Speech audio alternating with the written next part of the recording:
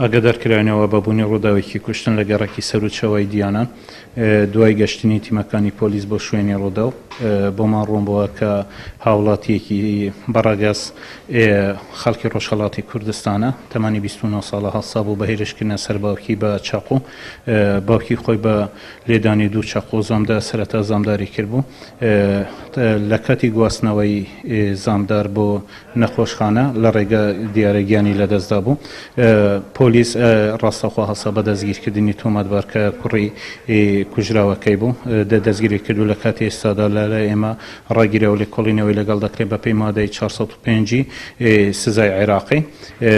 لە وتەکانیدا تۆمەتبار ئاماژە بەوە دەکات گوایە باوکی ماوەیەکی زۆرە لەگەڵ خۆی و خانەوادەی و بە تایبەتی لەگەڵ داکی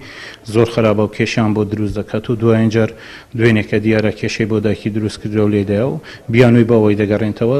کە تاوانەکەی لەبەر ئەو هۆیە ئەنجام درابێتن لێ کۆڵینەوە لە ڕووداوەکە